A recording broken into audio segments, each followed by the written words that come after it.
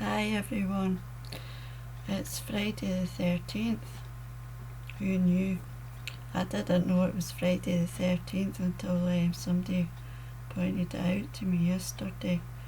And you're not hallucinating, I am ahead of schedule with this video, but it's a video that I felt that I wanted to make, and I did make a similar video on the same topic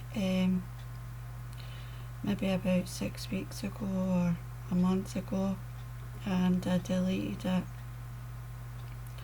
I deleted it for the reason that in some ways when I was speaking it might have sounded like I was slagging off my fellow writers, which I would never ever want anybody to think that that's what I was doing, because it wasn't.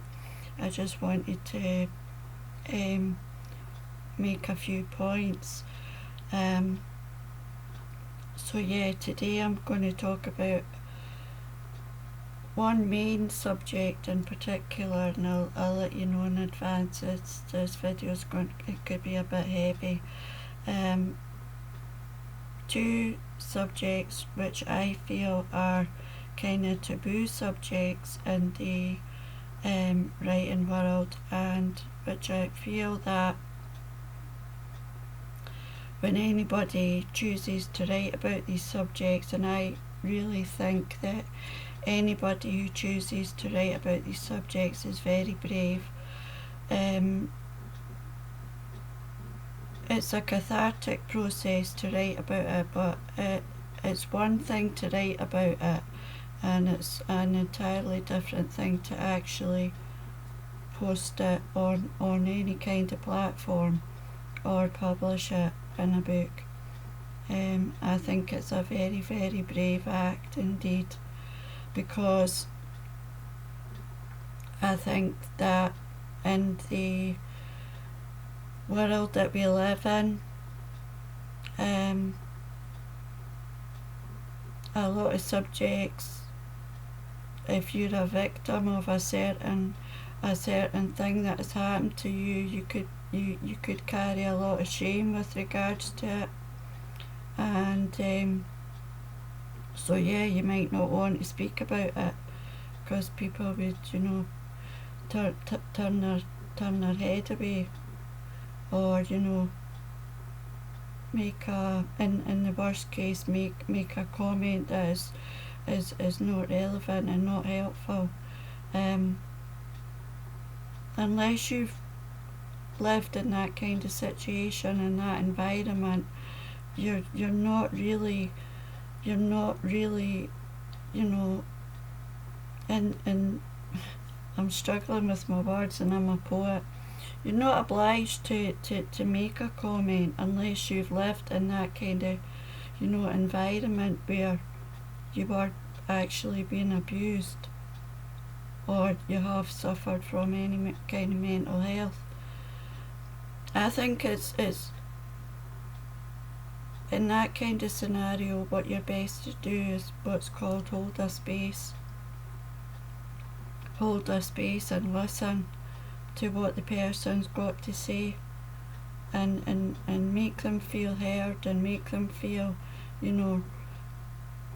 show your comfort, but don't offer any opinion, because it's not yours to pass an opinion on something that you haven't lived with, particularly yourself.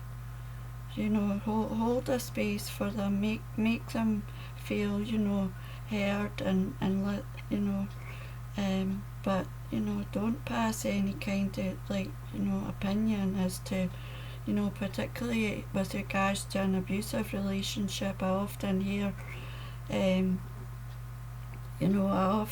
why did you stay? Like, why did you stay? You must, why did you stay? You could have left. And there's all different reasons why people choose to stay.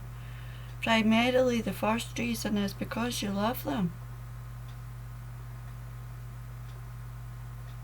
and you live with the hope that they will change, And that's primarily the first, in the first instance, why you stay.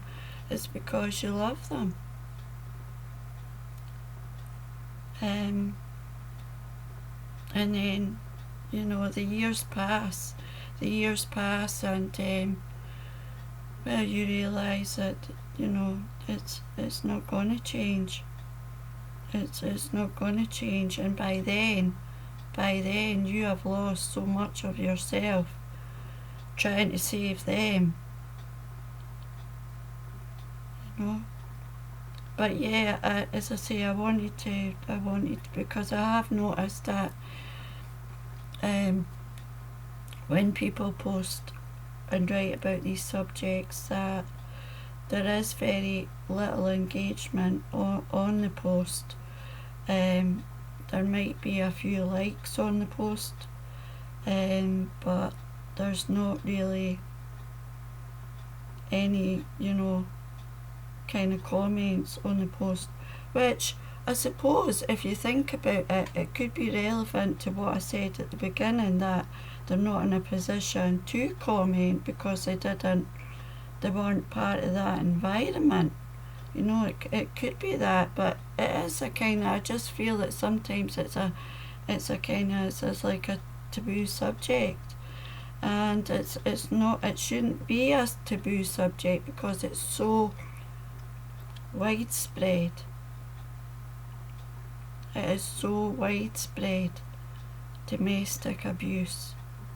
I can call it domestic violence, but it's better to call it domestic abuse, because abuse is abuse, no matter what form it takes. No matter what form it takes, it is abuse. And they don't need to lift their hands for it to be abuse, They don't need to lift their hands. This is my reading material at the moment, and this is what I'm trying to do. And it's not easy, let me tell you. There's been quite a river of tears round here lately. There has, but yeah, I'm not ashamed. I'm not ashamed of my history, and I can't cancel it out. I can't just take an eraser and go, alright, that didn't happen, because it did. It did. I was speaking to somebody on Messenger the other night, who was my best friend at primary school, and she's married, 3 kids, grandchildren, and she says, did you meet a nice man? And I told her what had happened to me, and then but I thought, I really don't want to go down the route of talking about it, because basically, and this is the thing about Facebook, and I'm going off at a different tangent now, but you can have people on Facebook, but you never see them, you don't go out for coffee or anything like that, you know what I mean? So yeah, this girl was my best friend at school, but I haven't seen this girl in decades. So I really didn't want to go into, all she said was, Maggie, you of all people, didn't deserve that. And nobody deserves it. Nobody deserves it. Nobody, nobody deserves it. And let me go back to the word abuse and the forms that abuse can take. And this is particularly maybe again for young people, if you're in, and there's red flags that come up. There's red flags, and don't ignore the red flags. Don't ignore the red flags. Gaslighting is a particularly common form of abuse, which would be that somebody texting me and I'm not answering it. I know who it is, Sheila. I'll reply in a little while. Gaslighting. So gaslighting will take the form of belittling you. So they'll make you feel, they'll you know, if you're dressed a certain way, it'll be wrong, and they'll make you feel, you know. In my case, I was like conditioned to maybe dress a certain way, and even that, you know. So yeah, the belittling, putting you down, particularly putting you down in front of other people. Withholding intimacy.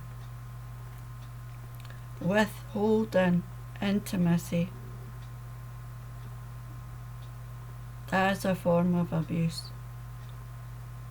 And again, on the other side, I don't want to go into details, but anything to do with, yeah, you know, it's got to be a mutual, you know, it's got to be mutual. You do for me, I do for you. Yeah. And the one that used to get to me, the intimacy one was yeah, withholding intimacy. Can you imagine how that erodes your self-esteem and your spirit? And I'll also say that it's with the gaslight, and it's insidious. It's like a drip effect. So you might not notice it at the time. You might think, oh, you know, just you know. It's a drip until it's a gradual erosion of your spirit. So the lack of intimacy was the biggest one for me, and also the silent treatment, living in the same house as someone, and that person pretending that you're not there. Yeah, pretending you're not there. I could sit in my bedroom and cry.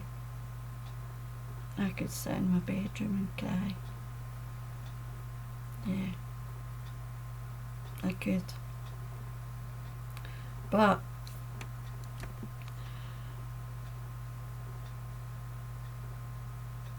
get out, and I mean get out as fast as you can.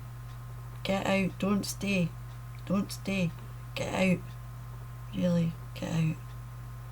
Don't you know, don't be like, you know, and waste decades. Just get out. And I would say once you get out, it's not plain sailing. You think, alright, I'm out, and yeah, everything in the garden's going to be rosy. It doesn't work like that, I'm afraid. It really doesn't work like that. You've got three choices. When you get out.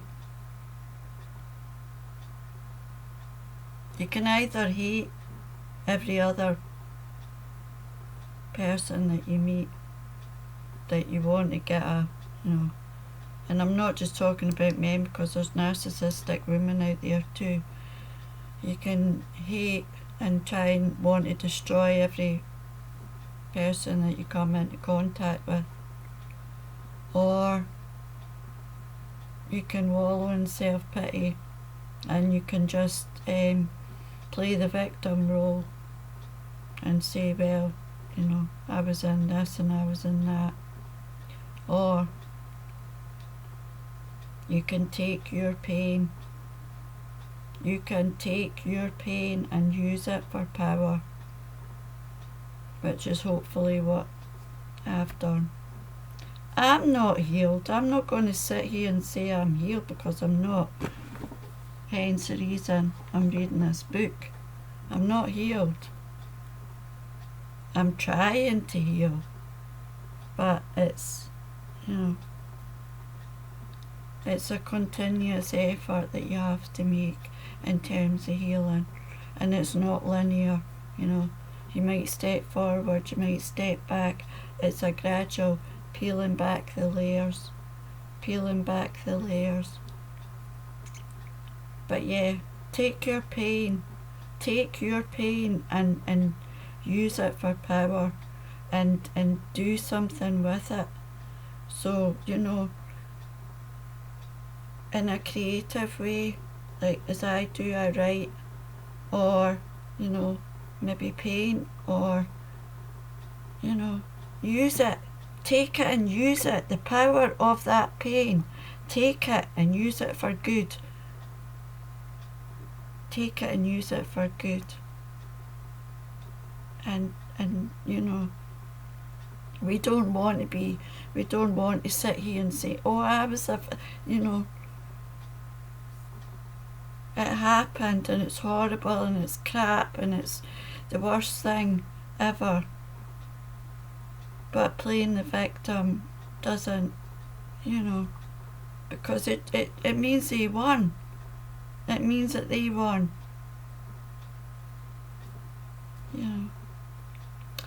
So yeah, I don't know if I did say at the beginning of the video it was going to be a heavy one, but there's a heavy video. I'll be back, I think it's the 29th, I'll be back. Books aren't selling. So yeah, 5 flops. I'm going for the Guinness Book of Record. 5 flops. Yeah, I know. Hey ho, it is what it is, you know what I mean? So probably, I see I've gained like a few subscribers, and obviously the shorts are, I do like to, with the shorts, I like to give it a power, right? So thanks to everybody that's been viewing the shorts, and thanks to the new subscribers. I really do hope that today hasn't been too heavy a subject for you, but if you look in the bio section, it does say that I like to talk about other things other than my writing. I like to muse as well. So, as always, take good care. Bye for now.